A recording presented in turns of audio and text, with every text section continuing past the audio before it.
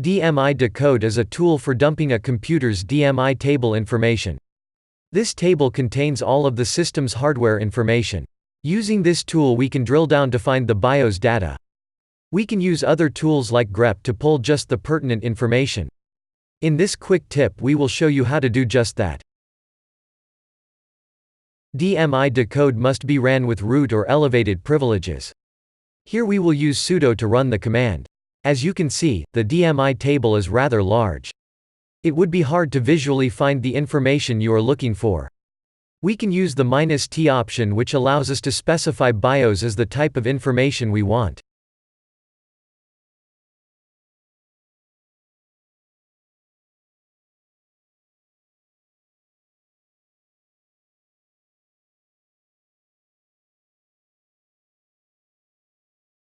We can further refine the output using grep. In this example we will pull just the vendor and version number.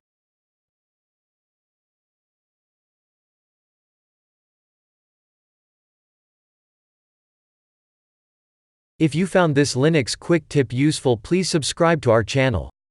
You can find this and many more quick tips on our website at www.putorius.net.